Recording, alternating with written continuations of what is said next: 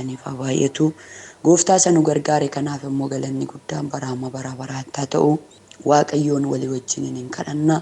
Sagalee Waaqayyoo keessaa erga dubbifanne booda Waaqayyoon hin kadhannaa.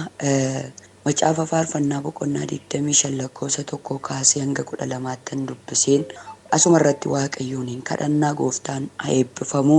Akkas jedhanan dubbisa. Yaa Waaqayyoo lubbuun koo ol gara kee ni yaaddi. Yaa Waaqayyoo koo ani sin amanadhaa. Akka ani hin yellaasifamne godhi. Diinonni koos ana irratti hin gammadin. Eeyyee warri harka kee eeggatan hin yellaasifaman. Warri akkasumaan amanamummaa isaanii dhiisanii si irraa garagalan garuu hin yellaasifamu. Yaa Waaqayyoo karaa kee akkan beeku godhi. Daandii kees na barsiisi. Dhugaa keetiin na gaggeessi. Na barsiisis. Ati Waaqayyo isa na fayyisuu waan taateef ani guyyaa hundumaa sin eeggadha. Ati Waaqayyo isa na fayyisuu waan taateef ani guyyaa hundumaa sin eeggadha. Yaa Waaqayyoo gara laafina kee fi gaarummaa kee warra durii jalqabdee agarsiiftee turtee yaadadhu. Yaa Waaqayyoo ati gaarii waan taateef gaarummaa keetiin na yaadadhu malee cubbuu ijoollummaa koo fi irra daddarbaa koo hin yaadatin. Waaqayyo gaariidha, qajeelaadhas. Kanaafis cubbamootatti karicha hin agarsiisa. Inni warra gadadamoo wanta qajeelaa ta'een hin gaggeessa. Karaa isaas isaan ni barsiisa. Warra kakuu isaa fi abboommii isaa eegan hundumaaf karaan Waaqayyoo hundinuu karaa gaarummaatii fi karaa dhugaati. Yakki koo baay'ateera. Yaa Waaqayyo maqaa keetiif jedhii akka yakka koo naaf dhiisi. Maqaa keetiif jedhii yakka koo naaf dhiisi. Namni Waaqayyoon sodaatu eenyu? Karaa fo'achuun isaaf ta'u Waaqayyo isatti hin agarsiisa. Inni gaariitti isa hin jiraachisa. Sanyiin isaas lafa hin qabata.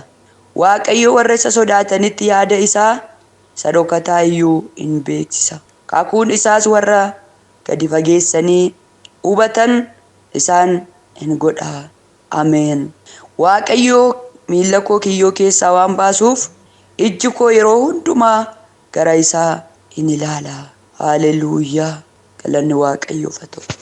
Otoo sin taane namarraa hin ta'uun. Namarraa hin ta'u. Maqaan kee ammoo sanyiin koo fayyadamni koo as nan finne jabinni koo kan sirreesse ilaalcha koo tabarsaa buruusi nama joraa kunuunsite naaf ooltee oolmaa danuu kan kee narraan dhumu simmala galatee eeffamu. Naaf ooltee oolmaa danuu kan kee narraan dhumu simmala galatee eeffamu. Jecha kee galaanarraa duutis na ganeera siif qaba anis weedduu haaraa. Sanyiin koo fayyadamni koo as nan finne jabinni koo kan sirreesse ilaalcha koo tabarsaa buruusite nama joraa kunuunsite. Jecha kee galaanarraa duutis na ganeera siif qaba anis weedduu haaraa. Jecha kee galaanarraa duutis na ganeera siif qaba anis weedduu haaraa. Hallelujah. Jireenya koo meelatee na fayyistee narraa qabda beenya. Ilaalcha koos geeddartee na barsiistee naamusaa jireenya. Isaanitti abdii kutee na barsiiftee dukkana gurraacha. Kanaafan cuunfee naqee weedduu galataa koosiif gumaacha. Jireenya koo meelatee na fayyiftee narraa qabda beenya. Ilaalcha koos geeddartee na barsiistee naamusaa jireenya. Isaanitti abdii kutee na barsiiftee dukkana gurraacha. Kanaaf wancuun feena kee ilillee galataa akkoo siif gumaacha. Galanni ulfinni guddaan siif haa ta'u. Baraa hamma bara baraatti maqaan kee haa eebbifamu. Tola gaarummaa kee baay'ina araara keessa guddaarraan kan ka'e du'a gar malee cabanii okkoluu dhangala'uu dhiigaa salphatanii qullaa buusuu Waaqayyo gooftaa leeyyoo tasaa siin oollee gargaaramnee jiraannee guyyaa kana carraa kana yeroo kana jaarraa kan arganneerra. Warra jiraatan warra carraa yeroo kana argatan immoo situ nu taasise. Maqaa gooftaa Yesuus Kiristoosiin galanni ulfinni guddaan siif haa ta'u. Danooma gargaarsa keessa guddaaf baay'eef sin galateeffadha. Jiraachiftee guyyaa kanaaf yeroo kana nu laatte gooftaa. Baay'eetu gooftaa nan jiraadha deetuu karoora jireenyaa qabuu jireenya hin arganne. Baay'eetu jiraachuudhaaf utuu fedha qabuu yaa Waaqayyo fedhee ofiisaaf jiraachuu hin dandeenye. Nuti ofii keenya feenee jiraanne miti fedha kee jiraanne. Nuti ofii keenya fedha namaan gargaaramne miti fedha kee gargaaramne. Maqaa gooftaa Yesuus Kiristoosiin yaa Waaqayyo carraa jiraachuu yaa Waaqayyo ulaagaaleedhaan biyya lafaan namaan qabeenyaan firaan arganne miti. Ulaagaa jireenyaa kan nuuf ta'e si dowwaadhaan horaa ce'umsaa taatee galaanicha yaaddoo kan nu ceesise gooftaa harka keeti. Maqaa gooftaa Yesuusiin bara jiraachuun hin danda'amne nu jiraachifte, bara ooluun hin danda'amne nu oolchite. Bara namni yaa Waaqayyo gooftaatti afaansaa saaqatee yaa Waaqayyo si haa galatu jedhee si uumaa galateeffachuu dadhabeetti si yaa Waaqayyo isa Waaqa lafa kana uume isa hundumaa gochuu danda'u uumaa keenya isa yaa Waaqayyo gooftaa dachaa rakkinaaf gaara yaaddoo keessatti nu gargaaree lubbuu keenya miilla keenya du'a gar malee kiyyoo gar malee oolche akka si galateeffannu situ afaan keenya saaqe. Kanaafuu nuti warra galataa taaneerra. Maqaa gooftaa Yesuus Kiristoosiin kanaaf bara hamma bara baraatti galanni siif haa ta'u. Ulfinni siif haa ta'u. Kabajaaf ulfina argadhu. Waaqayyoodhaati hin dandeessa. Danda'aan akka kee, gargaaraan akka kee, oolchaan akka kee, amanannaan akka kee hin jiru. Jiraaree fakkaataan kee akka kee Waaqayyoodhaati gooftaa. Maqaa gooftaa Yesuusiin galanni ulfinni siif haa ta'u. Bara hamma bara baraatti maqaan kee haa eebbifamu. Tolli gaarummaa baay'inni araara kee inni guddaan waan wajjin ta'eef utuu si galateeffannu ammas gooftaa Yesuus Kiristoos nuti dadhabootadha, wallaalotadha, cubbamoota yaada garaa keenya geddarannee amma sa'aatii kana ganama kana fuula kee araaraa isaa yaa Waaqayyo jireenya namaaf kennu sana arguu barbaanna. Harki kee araaraa, fuulli kee araaraa. Maqaa Yesuusiin garaan kee dhiifamaa. Maqaa gooftaa Yesuusiin gara keenyatti haa deebi'u. Abbaa gooftaa keenyaa hirkoo amanamaa Waaqa hundumaa dandeessu Ilshaadaay danda'aa waan hundumaa kan taate Waaqaaf lafarratti ati Waaqayyoodha. Hin dandeessa gaaffii namaa deebisuu, hin dandeessa hidhaa namaa hiikuu, hin dandeessa yaa Waaqayyo gooftaa dhimma namaa hojjechuu, gaaffii namaaf deebii ta'uu, hidhaa namaaf yaa Waaqayyo furmaata ta'uu, dhukkuba namaaf fayyina ta'uu, gaaffii namaaf deebii ta'uu yaa Waaqayyo gooftaa situ danda'a. Isa namni hin dandeenye situ danda'a. Maqaa Yesuus Kiristoosiin Waaqayyo ati Waaqayyoodha. Maqaa gooftaa Yesuusiin dhimmi dhaloota kanaa, gaaffiin dhaloota kanaa siin haa danda'amu. Waaqayyo ko siin haa danda'amu. Xalayyaa du'aa baatee kan deemu ergamni jallinaa karoorri seexanaa lafa keessaaf qilleensarraa yaa Waaqayyo galaanarra maqaa gooftaa Yesuus Kiristoosiin yaada qindeeffatee karoora baafatee xalayyaa du'aa baatee jireenya dhaloota kanaa nan balleessaa, nan miidha, nan ajjeesaa kan jedhu ergamni isaa karoorri isaa sa'aatii kana dhaloota kanarraa hadu. Maqaa gooftaa Yesuusiin Waaqayyo ergamni isaa karoora isaa yaadni isaa maqaa Yesuusiin haa ciccitu, haa ciramu. Maqaa Yesuusiin hojii seexanaa diiguudhaaf ilmi Waaqayyoo mul'ateera jedhamee barreeffamee jira. Ergamni isaaf karoorri isaa maqaa gooftaa Yesuusiin kan waraaname, kan diigame, kan nyaatame haa ta'u. Ani sin kadhadha abbaa koosa waan hundumaa dandeessu maqaa gooftaa Yesuusiin sa'aatii kana dhiphisaa isaanii, yaaddoo isaanii, dhukkuba isaanii, gaaffii isaanii ofirraa haa dhaban.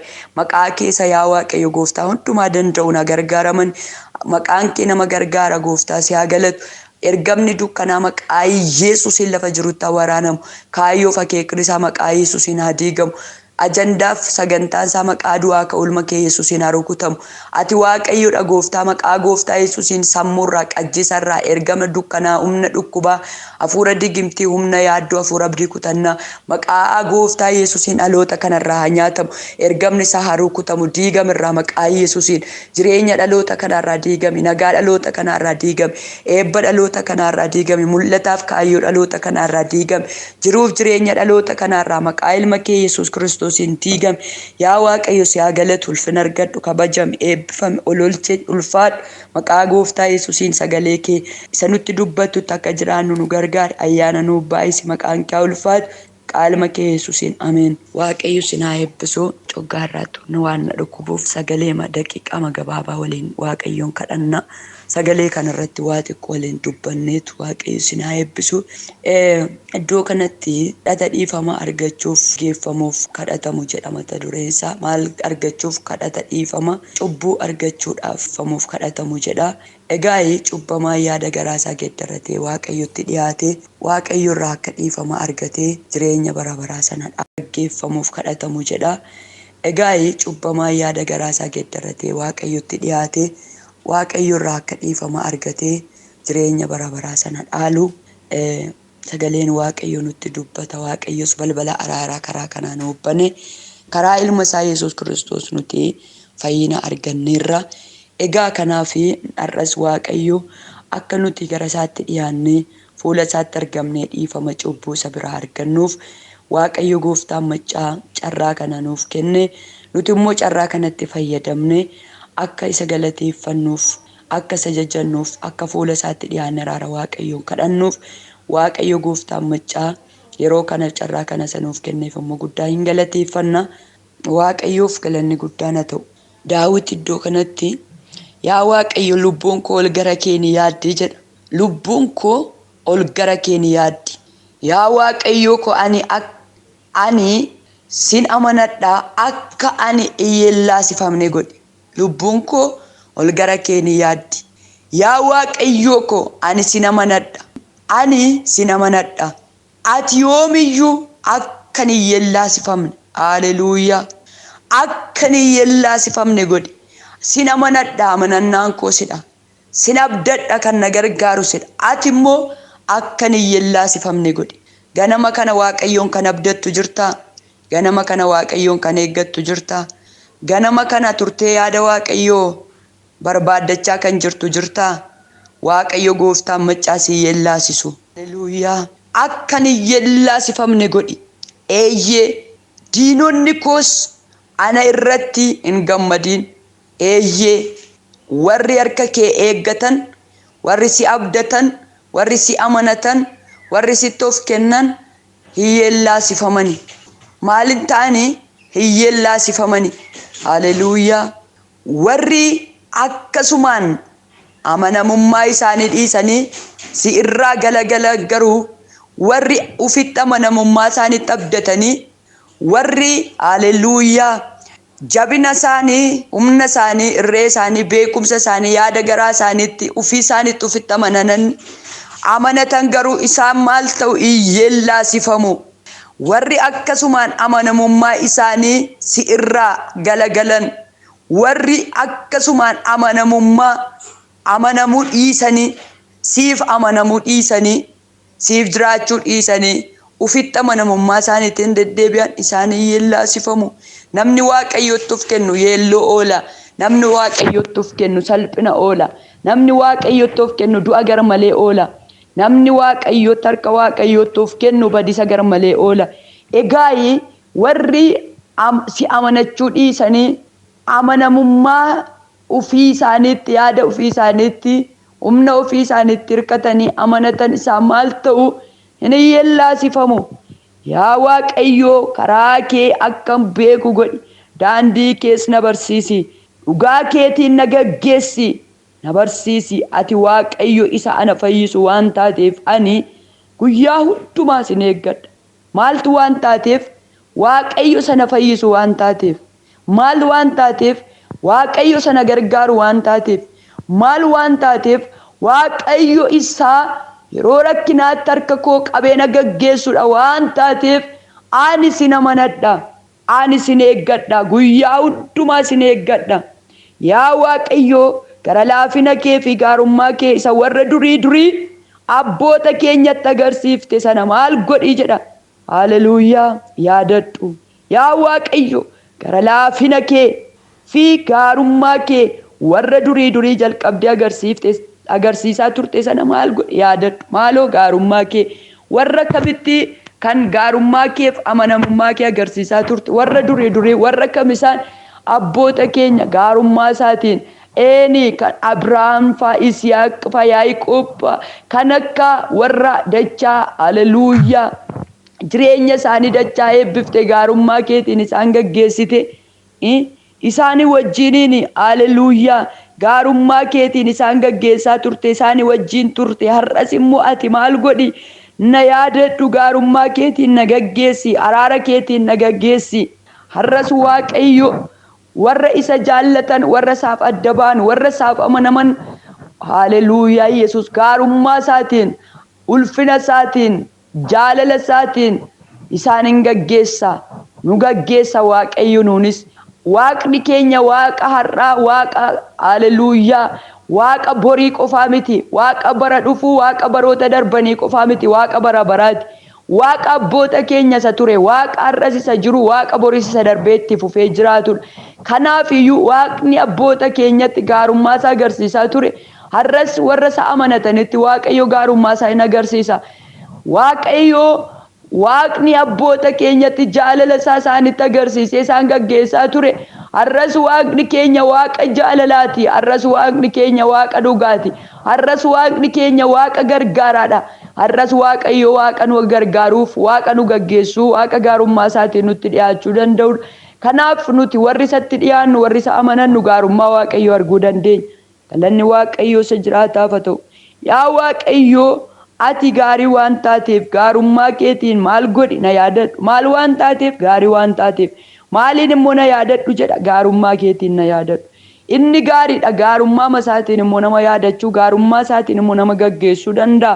kanaaf iyyuu warra gaarummaa Waaqayyootti amanatanii gaarummaa isaa duukaa bu'anii Waaqayyo gaarummaa isa guddaa isaanitti agarsiisa gaarummaa isaatiinis immoo isaaniin yaadata haleluuyaa gaarummaa keetiin nu yaadadhu malee cubbuu ijoollummaa koo fi irra daddarbaa koo maalin ta'in yaadatiin maaliif maal cubbuu isa yeroo ijoollummaa koo fi irra daddarbaa koo isanittiin si gaddisiisaa ture cubbuu koo yaadatiin maalin na yaadadhu malee gaarummaa keetiin na yaadadhu malee yaa Waaqayyo gaariidha Waaqayyo maalidha gaariidha qajeelaadhas kanaafis cubbamootatti karicha in agarsiisa Waaqayyo maal gaariidha qajeelaadhas haleluuyaa kanaafis cubbamootatti maal godha karicha agarsiisa karaa isa kam karaa jireenyaa karaa isa kam karaa dhugaa karaa isa kam karaa qajeelaa karaa isa kam karaa jireenya bara baraa maal godha in agarsiisa eenyutti cubbamoota cubbuu isaanii beekanii cubbuu isaanii immoo himatanii yaada garaa isaanii geddaratanii karicha isa dhugaa barbaadanitti maal godha Waaqayyo karicha isaanitti agarsiisa warra karaa qajeelinaa barbaadanitti Waaqayyo karicha isa qajeelinaa sana hin agarsiisa haleluuyaa warra karaa dhugaa sana barbaadanii isa duukaa bu'anitti Waaqayyo inni dhugaa ta'e karicha isa dhugaa sana isaanitti agarsiisee gara dhugaatti isaan ni geessa kanaaf iyyuu Waaqayyo gaariidha akka namaa miti akka haalotaa miti akka barootaa miti akka firaa miti akka riyyaa miti akka beektotaatti akka ogeessotaatti miti yaadi Waaqayyo gaariidha qajeelaadhas jallinni isa bira jiru qajeelaadha waan barbaade gochuu danda'a cabsuuf dhidhiibuu kaasuuf ajjeesuu jiraachisuu ajjeesuu diiguu ijaaruu gadi buusuu ol kaasuun aboondumaa gochuun harka isaa keessa jira kan isa sirreessu hin jiru inni dogoggoree namni isa deebisu hin jiru inni ofiisaa beekaadha inni ofiisaa guddaadha inni ofiisaa qajeelaa inni ofiisaa amanamaa inni ofiisaa danda'a inni ofiisaa ilshaadaayidha qajeelaadha kanaaf iyyuu inni cubbamootatti warra karaarraa badan warra yaada mataa isaanii duukaa bu'an gara isaatti immoo deebi'anii cubbuu isaa himatanitti maalin godharee karicha agarsiisa haleluuyaa gara karaa qajeelummaa sanatti isaan ni geessa Waaqayyoof galanni guddaan haa ta'u inni warra gadadamoo wanta qajeelaa ta'e ni quubsa maaloo warra gadadamoo maaliin quubsa wanta qajeelaa ta'een isaan ni gaggeessa karaa isaas isaanitti ni agarsiisa karaa isaas isaan ni agarsiisa waan qajeelaa ta'een isaan ni gaggeessa waan qajeelaa ta'een biyya lafaa kanarraa wanti qajeelaa namatti fakkaatu baay'eetu jira garuu karaa jireenyaarraa kan nama maksan lakkoofsan qaban. Ani jireenya kan jedhan waan baay'een jiraachuu danda'u garuu jireenya of keessaa hin qaban. Na duukaa bu'ii ani karaadha kan jedhani biyya lafaa kana keessaa baay'ee jiru. Garuu haleluuyaa isaan karaa jireenyatti geessutu hin taane karaa qajeelummaarraa gara jallinaa, karaa dhugaarraa gara karaa sirrii hin taane, gara karaa isa Waaqayyoon jaallanne, gara karaa badisaatti kan geessanidha. Boochoo du'aatti kan nama oofanidha. Waaqayyo garuu qajeelaadha, karaadha, dhugaadhas. Warra isa amanataniif karichi dhugaan immoo haleluuyaa karaan qajeelummaa immoo Waaqayyo biraa isaaniif hin kennama. Daandii namaa kan wal qixxeessu nama miti. Daandii namaaf wal qixxee haleluuyaa. Daandii namaa wal qixxeessee milkaa'insa kan namaaf ta'u Kiristoos Yesuus qofaadha. Warri isatti of kennan immoo daandicha dhugaa qabatanii gara jireenyaatti darbuu danda'u. Egaa koottaa karicha barbaaddanna. Karaan gara abbaatti geessu karaan Yesuus Kiristoosiin malee akka hin argamne ta'uusaa beekne, Kiristoos Yesuus isa amananne, Kiristoos Yesuus isatti of ganne kana duuka buutuu Kiristoos isa dhugaa taane akka jiraannu hin barbaada Waaqayyo. Waaqayyoof galanni guddaan haa ta'u. Cubbamootatti karicha hin agarsiisa. Inni warra gadadamootaa wanta qajeelaa ta'een isaan ni gaggeessadha. Karaa isaas isaan barsiisaa jedha. Warra kakuu isaa fi abboommii isaa eegan hundumaaf maal godha? Haleluuyaa! Maal godha? Karaan Waaqayyoo hundinuu karaa gaarummaatiif karaa dhugaati. Warra kakuu isaaf abboommii isaa eegan hundumaaf karaan Waaqayyoo hundinuu karaa gaarummaatii fi karaa dhugaati. Yakki koo baay'ateera yaa Waaqayyo, maqaa keetiif jedhii yakka koo anaaf dhiisi. Yakki koo baay'ateera, maqaa keetiif jedhii, maqaa keessa qulqulluu, maqaa keessa qajeelaa, maqaa keessa dhugaa, maqaa keessa amanamaa, maqaa keessa jiraataaf jedhiiti cubbuu koo irra daddarbaa koo yakka koo anaaf dhiisi. Haleluuyaa! Anaaf dhiisi yakka koo, cubbuu koo naaf dhiisi, cubbuu koo naaf dhiisi, irra daddarba koo naaf dhiisi yakka koo jedhee Daawit yeroo inni itti yaada garaa geeddarannaa qabaatee fuula Waaqayyoo duratti argame yeroo inni itti cubbuu isaa himatu argina. Egaa har'anus cubbuu keenya himannee yaada garaa geeddarannee gara Waaqayyootti yoo deebine fayyuu dandeenya. Ani cubbuu hin qabu kan jedhuuf sossoba, dhugaanis isa keessa hin jiru jedha dubbiin Waaqayyo. Kanaaf nuti utuu cubbuu keessa jirru yookiin immoo cubbuu keenya utuu beeknu utuu hin beekin isa hojjenne, isa nuti hin beekne isa Waaqayyo beeku yoo gara Waaqayyootti deebine cubbuu keenya yoo himanne nuti jireenyi keenya fayyuu hin danda'a. Akkasumatti cubbuu keessatti of sossobna. Yesuus Gooftaa